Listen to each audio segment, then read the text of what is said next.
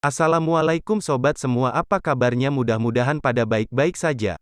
Bagaimana jika seorang gamer ditantang untuk jadi racer betulan di dunia nyata ini yang menjadi kisah film Gran Turismo yang mengangkat cerita tersebut ketika para pecandu game simulasi Gran Turismo paling top sedunia ditantang untuk bisa tampil melawan top racer sedunia dalam kehidupan nyata di sirkuit yang sungguhan, pastinya akan sangat menantang. Oke, biar enggak usah berlama-lama lagi, mari kita ikuti alur ceritanya. Cerita film ini bermula ketika 25 tahun sebelumnya Kazunori Yamauchi, seorang pembalap mobil asal Jepang, berusaha agar balap mobil bisa mudah diakses oleh semua orang. Maka dari itu ia pun menciptakan sebuah simulasi permainan yang hingga kini dianggap paling mirip dengan balap sungguhan. Yamauchi mengambil sampel dari segala hal, mulai dari faktor mobil berikut ke faktor sirkuit terkenal. Simulasi permainan yang kemudian akan ngetop ke seluruh dunia ia namakan sebagai Gran Turismo. Selanjutnya akan kita singkat dengan sebutan GT. Di pembukaan awal film ini di kota Cardiff, negara Wales, terdapatlah seorang gamer yang sangat antusias bermain GT. Dia bernama Ian. Pada hari itu dia baru mendapatkan paket kiriman setir baru yang membuatnya bisa lebih akurat dalam hal mengemudi seperti layaknya lagi nyetir betulan. Anak ini sudah termasuk kategori suhulah dengan game tersebut. Steve Mardenborough, ayahnya Ian yang mantan pemain Cardiff City, mulai miris melihat anaknya yang hampir jarang keluar. Ia pun mulai mengajaknya untuk bermain bola, namun demikian Ian tetap malas untuk mengerjakan aktivitas lainnya. Yang ingin ia lakukan hanyalah bermain GT, apalagi sekarang ia punya mainan baru yang membuatnya akan makin tak terkalahkan di sirkuit manapun. Sementara itu di sudut lain dunia, seorang marketing Nissan asal Inggris telah tiba di kota Tokyo dan hendak melakukan pitching kepada bosnya di pihak perusahaan Nissan. Ia telah mendapatkan banyak keuntungan yang di permainan GT totalnya sudah ia hitung sekitar ada 80-an US dolar juta. Denny memberikan usul agar Nissan mengadakan kontes balap yang mana para pesertanya adalah dari 80 juta gamer tersebut. Ia yakin pada suatu titik hal itu akan menambah minat baru para user untuk membeli produk mobil Nissan. Setelah didiskusikan, pihak Nissan menyatakan tertarik dengan ide Denny. Namun mereka minta satu syarat, yaitu Denny harus bisa menyediakan engineer yang top yang bisa mengusahakan pencegahan dari faktor kecelakaan. Denny menyanggupi syarat tersebut dan kemudian Denny mulai terlihat sibuk menghubungi para engineer yang dia kenal, dan lalu opsi yang muncul ada pada Jack Salter, seorang engineer dari tim Kepulauan Racing Inggris.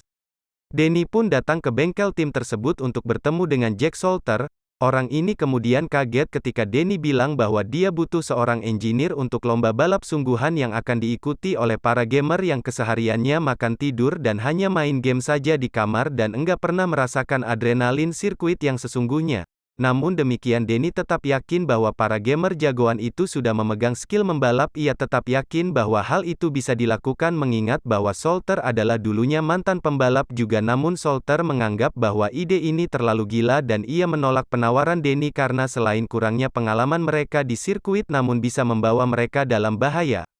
Sementara itu seorang gamer bernama Ian tadi masih tetap ditekan oleh orang rumah agar mau lanjut kuliah dan berhenti jadi beban orang tua dan beban negara. Tapi Ian ini seperti acuh tak acuh, dia hanya fokus dengan urusan game mobil balap yang mana biayanya terlalu tinggi untuk disupport oleh sang bokap. Ia hanya mau kerja di dunia permobilan saja. Di kota London, Jack sang mekanik sedang mengikuti meeting dengan tim racing. Dalam momen itu ia sempat adu argumen dengan pembalap andalan tim tersebut sehingga berakhir dirinya tersinggung karena disepelekan. Karena merasa jika skillnya diragukan, Jack langsung menelepon Denny untuk menyanggupi tawaran yang ditawarkan kemarin dan mengatakan jika ia siap untuk melatih para gamer itu selama ajang tersebut masih kondusif dan berlangsung aman.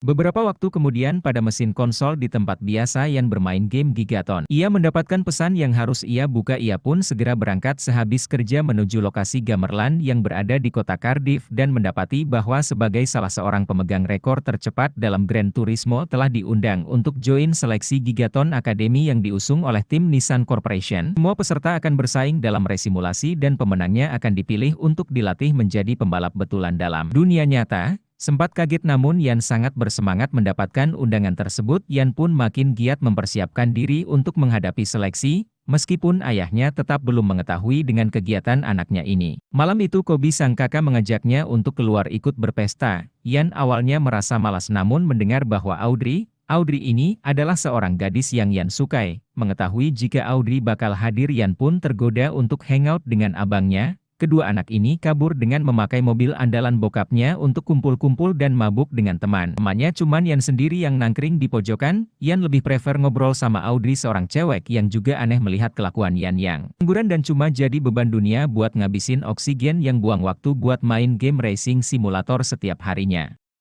Tak lama kemudian pesta itu kemudian harus bubar ketika polisi datang melakukan penggerebekan, dikarenakan kakaknya lagi mabuk berat. Kemudian Yan pun nekat menggantikan kakaknya sebagai sopir untuk membawa mobil untuk pertama kalinya. Pada suatu titik mereka berhasil dihadang oleh polisi tadi dan diberhentikan di tengah jalan. Melihat bahwa kakaknya mabuk berat, Yan pun langsung ngegas biar gak berakhir diciduk oleh polisi itu. Yan menggunakan skill balap yang ia latih di Gran Turismo untuk memperdaya polisi patroli, dan dia berhasil melakukannya setelah polisi kehilangan jejaknya Yan yang saat itu membuntuti mereka. Setelah yakin jika sudah aman, Yan pun segera membawa mobilnya ke arah rumah, namun apesnya ternyata ayahnya Yan sudah nongkrong di depan menunggu mereka.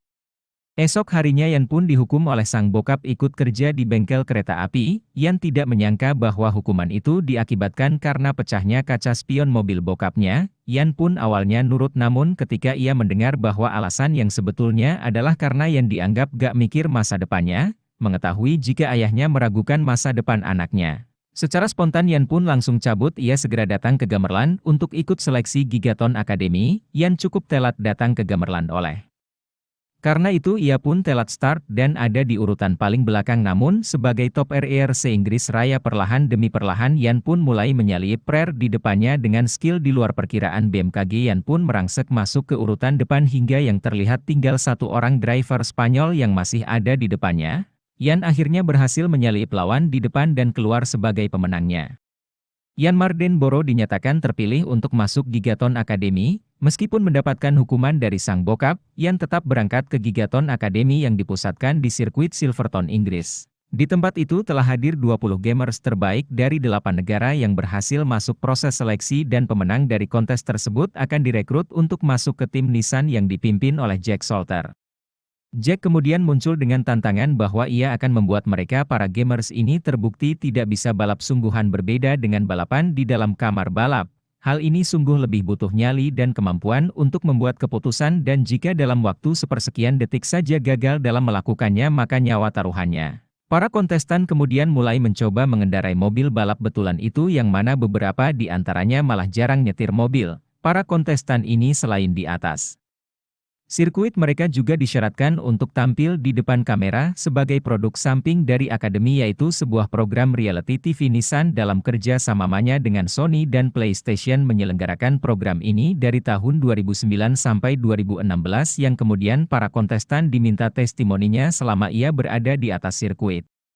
Dalam melakukan pelatihan di luar skill berkendara, mereka juga dituntut dalam urusan fisik. Kelelahan saat karena bisa memberi efek yang buruk saat sedang di sirkuit akan membuat fokus mereka akan turun dan mereka beresiko membuat keputusan yang fatal. Jack terus membuli para gamers ini yang kebanyakan duduk depan komputer. Selain fisik, para gamers juga dilatih insting dan refleksnya. Setelah menerima semua materi pelatihan, para kontestan kemudian dibalapkan dan beberapa di antaranya kemudian terpaksa harus pulang karena gagal dalam beberapa tes. Tes fisik tetap dilakukan, bahkan lebih keras, beberapa di antaranya gagal karena hal yang terjadi di sirkuit seperti saat akan nyalip yang terlihat meragu dan kurang pol melakukan salibannya dan membuat mobilnya pun akhirnya menabrak barir pelindung.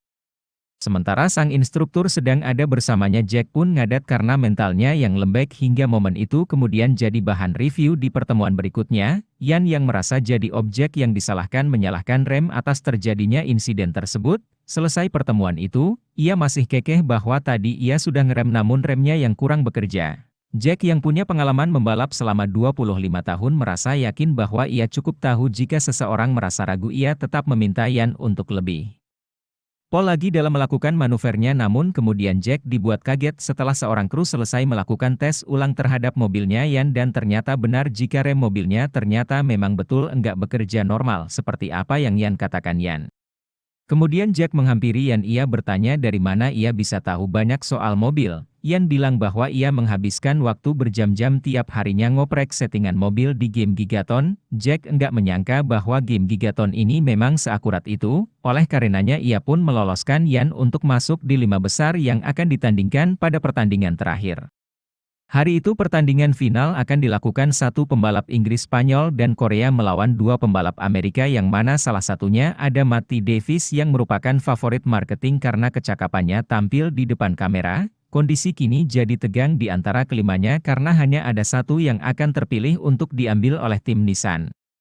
Lomba pun dimulai, setiap peserta langsung tancap gasnya masing-masing. Yan yang didapuk sebagai peringkat 5 mencoba menyusul para lawan di depannya. Berkat skillnya tidak lama kemudian ia pun berhasil menyalip lawan-lawannya. Di putaran yang kedua itu ia sudah berada di peringkat 3 sampai putaran yang ketujuh ia masih di peringkat 3 dan disinilah ia mulai nekat dan berhasil menyalip pembalap Spanyol hingga yang terlihat tinggal Matty seorang yang ada di depannya Yan, hingga masuk di putaran terakhir. Yan tetap mengingat saran Jack bahwa ia harus berani dan bisa agresif jika ada peluang. Saling salip menyalip, tikung-menikung terjadi dan kedua pembalap sempat bersaing ketat hingga pada jalur yang lurus keduanya akhirnya masuk ke garis finish.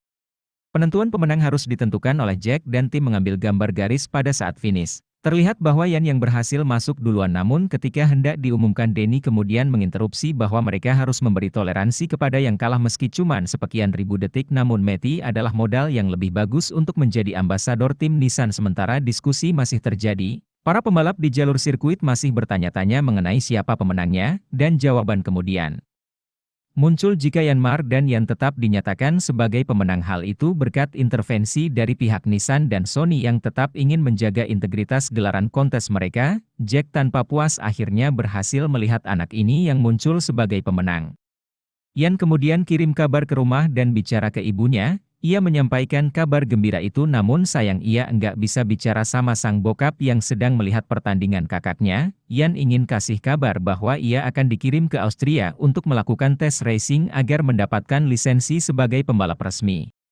Hari itu dengan jet pribadi milik tim Nissan yang dikawal oleh Jack dan Danny menuju Austria untuk melakukan perlombaan nantinya, yaitu akan dibalapkan dengan beberapa pembalap lain yang harus minimal berada di posisi keempat agar bisa mendapatkan lisensi. Setelah ia mendapatkan lisensi itu barulah tim Nissan akan memberikan kontraknya. Jack kembali datang dengan mengingatkan Yan bahwa lawan Yan kali ini bukan sesama gamers tapi para atlet profesional. Kondisi fisik dan stamina Yan sebetulnya enggak berada di level itu. Yan akan dianggap sebagai outsider karena cuman dianggap sebagai gamers. Untuk itu kali ini Yan harus benar-benar bisa membuktikannya. Mereka pun tiba di kota Vienna dan setelah beristirahat semalaman, esoknya mereka pun merapat ke sirkuit Red Bull Ring, lokasi uji terakhir yang diadakannya lomba berada di antara skema balap sungguhan. Yan pun merasa grogi sementara yang lain sudah berada di sirkuit. Ia tetap berada di belakang ngadan sendiri mendengarkan lagu-lagu mellow. Melihat itu kini Jack pun mulai kasih kalimat motivasi karena sebelumnya Jack sering mengolok Yan yang sebelumnya selalu ia lontarkan. Yan pun kini mulai pede. Kini sang gamers itu sudah masuk ke ruang persiapan sirkuit dan mulai mempersiapkan diri. Telah hadir juga di sana tim Kappa, musuh besar dari Jack Salter.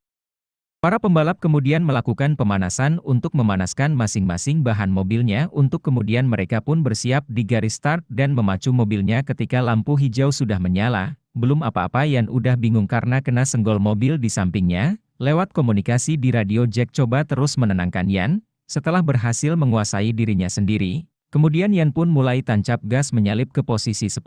Namun ia kembali kehilangan konsentrasi melihat mobil Ferrari meledak dan terlempar ke tepian sirkuit.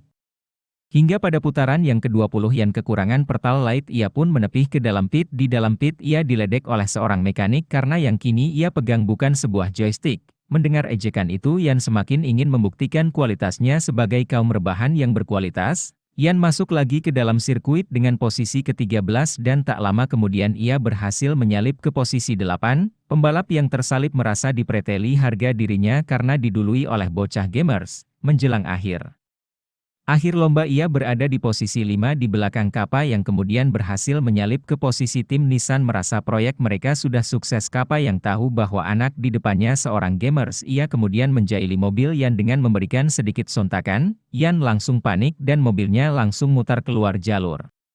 Lomba itu akhirnya berakhir dengan Yan berada di posisi paling akhir, yaitu di posisi 27.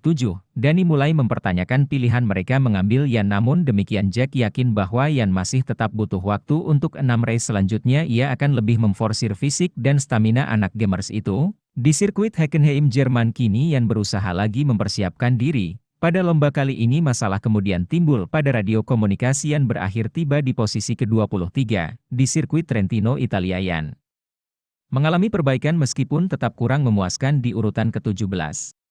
Berikutnya di Istanbul ia masuk ke peringkat 11, namun di Barcelona mobilnya malah terguling dan gak berhasil masuk finish pada kesempatan terakhir di sirkuit Dubai. Yan makin dapat tekanan karena dianggap memang gak mampu untuk seorang gamers. Harusnya Yan tetap jadi gamers main balap di samping kasur.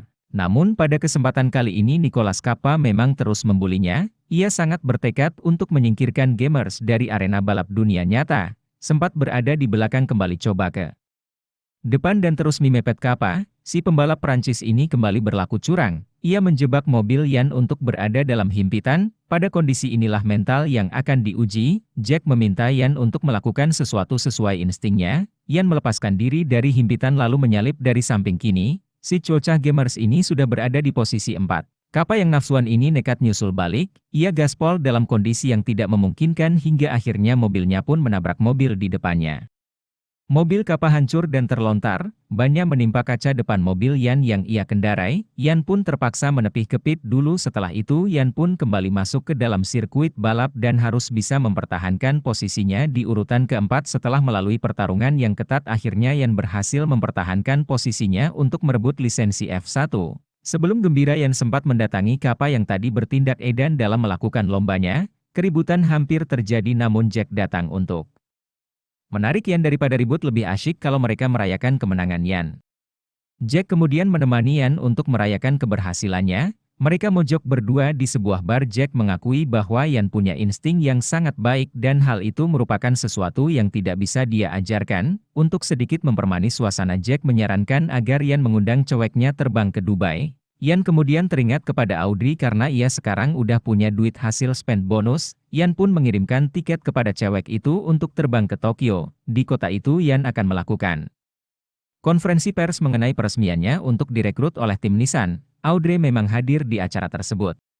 Yan dan Audrey terlihat terus dikerumuni oleh wartawan. Danny membantu agar mereka berdua bisa segera menikmati suasana kota Tokyo. Memang menjadi kota impian bagi Audrey untuk bisa ia kunjungi. Keduanya pun asyik menjelajahi sudut kota, minum sake dan kuliner makanan mentah khas Jepang. Malam itu mereka habiskan untuk asik sampai subuh. Hari lomba pertama setelah Yan menerima kontrak resminya ternyata enggak kaleng-kaleng sirkuit Nürburgring Jerman yang harus ia taklukkan. Yan kemudian masuk ke sirkuit lomba dengan pede. Setelah prestasi di sirkuit Dubai, tim Nissan makin percaya dengan masa depan pembalapnya. Lomba kali ini ditonton langsung di rumah oleh bokapnya Yan. Masuk di putaran ke-6, Yan sudah berada di urutan ke-5. Yan tampil meyakinkan hingga saat itu melaju hingga beberapa meter berikutnya Yan berhasil menyalip ke depan dan berada di urutan kedua. Setelah berhasil menyalip, Capa terlalu semangat karena berhasil mantatin racer yang ia benci. Yan jadi terlalu bersemangat agar dia enggak tersalib lagi. Ia pun jadinya terlalu ngegas dan melupakan fluke patch corner yang berbahaya dan alhasil mobil Yan pun terbang jungkir balik hingga loncat ke areal penonton. Yan mengalami kecelakaan yang sangat fatal. Kemudian suasana para kru ambulans segera bergegas melakukan pertolongan. Jack berusaha sebisa mungkin merapat ke area itu dan untungnya Yan ternyata masih selamat. Ia berhasil diamankan untuk dikirim ke rumah sakit dengan sebuah helikopter. Jack dan Danny menunggu Yan yang berada di ruang ICU. Kondisi pembalap ini ternyata masih aman, tidak mengalami cedera yang fatal. Yan pun tidak terlihat mengalami trauma, namun kemudian ada sebuah berita yang harus mereka sampaikan bahwa seorang penonton telah meninggal karena kecelakaan itu. Yan pun jadinya langsung shock. Dia gak sanggup menerima kabar tersebut. Jack dan Danny ia usir dari kamarnya. Tim Nissan lewat Danny kemudian memberikan pernyataan maafnya atas kecelakaan yang telah terjadi dan menyampaikan duka sedalam-dalamnya kepada keluarga korban dari kecelakaan kemarin. Mereka menyatakan siap untuk kooperatif dengan investigasi yang akan dilakukan oleh ofisial lomba. Nicolas Capa menghampiri Jack. Dia menyalahkannya atas kecelakaan yang telah terjadi. Harusnya si gamers itu enggak berada di lomba kemarin. Jack sempat hendak menghajar Capa namun ia masih bisa kendalikan diri. Seluruh keluarga Yan sudah pasti khawatir namun Yan sendiri belum mau bicara dengan ayahnya. Ia enggak mau dengar kalimat dari ayahnya. Jack kemudian ngajak Yan pergi keluar untuk mengitari sirkuit Nürburgring yang kemarin telah membuatnya celaka. Mereka pun jalan dan Jack mengajak berhenti di spot lokasi TKP kemarin. Melihat Yan yang tanpa ingin udahan, Jack menegaskan jika Yan berhenti karena insiden kemarin maka ia akan selamanya dikenang dengan momen kecelakaan tadi meskipun bukan untuk jadi alasan. Namun kecelakaan dalam olahraga membalap memang resiko yang harus dihadapi. Dulu Jack pun mengalami hal yang sama di masa lalu. Dia mengalami kecelakaan dan mengakibatkan kematian pembalap lainnya. Jack mendorong Yan agar menyelesaikan putarannya sebagai cara pemupus trauma. Perkembangan selanjutnya, hasil investigasi dari ofisial lomba menyatakan bahwa Yan tidak akan dicabut izin lombanya. Tantangan justru muncul dari lingkaran pembalap sendiri yang dipimpin oleh Kappa. Mereka mendorong agar pembalap simulasi tidak lagi diizinkan untuk ngikut perlombaan balap sungguhan karena hal itu telah mempengaruhi pihak sponsor dan pihak Nissan. Mereka kini sedang mempertimbangkan untuk tidak melanjutkan program tersebut untuk mencegah agar tim mereka tidak setengah jalan. Dani berpikiran bahwa tim ini harus bisa meraja di lomba berikutnya yang mana itu adalah di sirkuit Le Mans. Jack yang pernah gagal di Le Mans tentu saja jadi ngeri, belum lagi mereka bakal butuh dua pembalap lain untuk bisa merajai podium. Dani memilih untuk merekrut Mati dan Antonio, dua pentolan Gigaton Academy, untuk turun menemani Yan. Setelah membahasnya lebih dalam dengan Jack yang sudah mengetahui tantangan yang akan dihadapi di sirkuit Le Mans, mereka pun akhirnya berkeputusan untuk maju. Ketika tiba di Le Mans Arnage Airport, mereka sudah disambut oleh Mati dan Antonio yang sudah tiba duluan. Kedua rekan alumni itu ikut belasungkawa atas insiden yang terjadi terhadap Yan. Yan merasakan support dari para temannya itu. Di sana juga mereka mendapati bahwa Nissan sudah mengirimkan satu jenis mobil baru, mobil yang lebih ringan dan lebih cepat tapi harus dihandle dengan lebih hati-hati. Pada lomba kali ini Yan mendapatkan support moral yang luar biasa dengan kedatangan ayah dan keluarganya. Audrey juga hadir. Bersama mereka sang ayah menyatakan penyesalannya karena tidak pernah mensupport Yan. Sang ayah yang bahkan menempelkan stiker logo Cardiff City pada helmnya. Lomba sirkuit Le Mans adalah lomba ketahanan mobil selama 24 jam di mana satu mobil itu akan dikendarai oleh 3 orang driver secara bergantian. Lomba akan dimulai pukul 3 sore dan berakhir di jam yang sama esok harinya. Pembukaan lomba kali ini berlangsung sangat meriah ditandai dengan kedatangan pasukan tentara Perancis yang datang mengantar bendera negara yang akan dikibarkan. Untuk membuka lomba timnas Semonisan memang menjadi fenomena tersendiri karena baru sekarang tim yang berbasis para gamers ini akan menguji sirkuit paling menantang sedunia itu. Semua mobil kemudian melaju untuk melakukan formation lap sebelum nantinya mereka akan masuk pit start lomba. Karena lomba ini bersifat maraton maka para driver tidak akan langsung pada gaspol, mereka hanya akan berusaha jaga posisi sampai semalaman sebelum besoknya mereka benar-benar adu balapan. Namun demikian perlombaan pun tetap berlangsung sengit pada kelokan. Pertama saja sudah ada 2 mobil yang saling bertabrakan masuk kemudian ke jalur Mols and Strack, jalanan lurus dan panjang yang biasa dipakai ngegas untuk meninggalkan lawan. Yan yang merasa sudah hafal dengan trek ini langsung ngegas memacu mobilnya berhasil meninggalkan lawan. Ia kemudian menemukan mobil sulin berada di depannya. Pembalap Jerman ini yang berusaha agar tidak tersalip kemudian coba memacu namun malang ia malah menabrak mobil yang berada di depannya.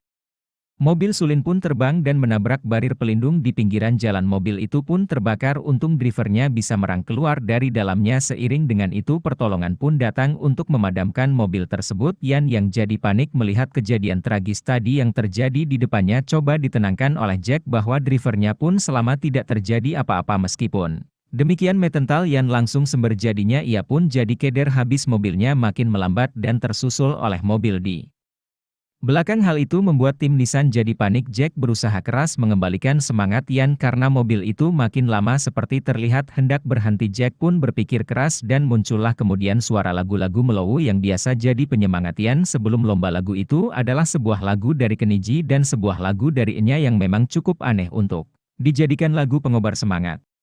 Yang dirasakan Jan, ia jadi malu karena ketahuan modal. Ia pun jadi marah sama Jack dan amarah itu menjadi bahan bakar yang memacu kembali semangatnya. Ia pun kembali memacu mobilnya. Jan kembali menjadi seorang racer yang sebelumnya momen tadi malah jadi bonus karena kali ini Yan bisa lebih pol dalam menggunakan skillnya. 3 jam lomba itu berlangsung, tim Nissan sudah berada di urutan ke-12. Yan pun melipir dan ganti Meti yang maju menjadi pengendara durasi 8 jam. Tim Nissan sudah maju ke urutan masuk ke waktu malam. Cuaca pun turun hujan, tantangan akan makin berdalam. Kondisi itu Yan malah makin on fire. Ia membawa Nissan masuk ke urutan Del masuk ke durasi 16 jam. Nissan sudah berada di urutan keempat. Masuk ke waktu pagi hari Antonio Cruz mulai agak melambat karena mengalami kram. Jack pun langsung menyuruhnya menepi. Yan sekarang akan masuk lebih cepat namun seperti juga para driver K pun mengalami kelelahan yang mengakibatkan sebuah spare gelinding saat Yan hendak meluncur. Jack datang menjadi juru selamat. Sang instruktur langsung yang kali ini memasangkan spare partnya karena insiden tersebut kini tim Nissan harus turun lagi ke posisi oleh karenanya Yan yang masih segar ini langsung memacu kendaraannya. Dalam kesempatan itu Yan meminta agar Jack membiarkannya menggerus Le Mans dengan cara yang biasa ia lakukan pada simulasi Gran Turismo. Yan minta agar Jack percaya kepada dirinya dan pada keakuratan game bikinan PlayStation itu. Setelah terjadi ribut di ruang komunikasi karena Dani ikut menengahi, Jack pun menyerahkan semuanya sekarang kepada sang driver. Yan mengikuti jalur yang biasa ia pakai saat menaklukkan Le Mans di Gran Turismo. Dalam waktu yang tidak terlalu lama mobilnya ini sudah kembali berada di urutan keempat. Ia bahkan berhasil menciptakan rekor putaran terbaik pada lap yang terakhir itu. Tim Nissan harus bisa mempertahankan posisinya di urutan keempat. Kini ia berada tepat di belakang Kappa. Melihat bahwa musuhnya tepat ada di belakang Kappa, berusaha agar tidak kehilangan muka di depan para gamers. Ia kepat-kepot mobilnya untuk menghalangi Yan, namun sang gamers ini sekarang tidak bisa dihentikan. Yan menyelipnya pada sebuah kelokan dan maintain posisi untuk membuat keunggulan dengan jarak yang sangat tipis. Alih-alih posisi 4 mereka malah finish di posisi ketiga, sebuah akhir yang sangat membanggakan untuk tim Nissan serta Yan dan keluarga. Yan dan tim Nissan berhasil membuktikan bahwa mereka pun layak dapat tempat di dunia racing profesional. Seperti Jack bilang, mulai saat ini Yan tidak sekedar pembalap simulasi yang terbaik, ia adalah salah seorang racer kelas dunia. Oke, demikianlah ceritanya. Jangan lupa di like, komen, dan subscribe.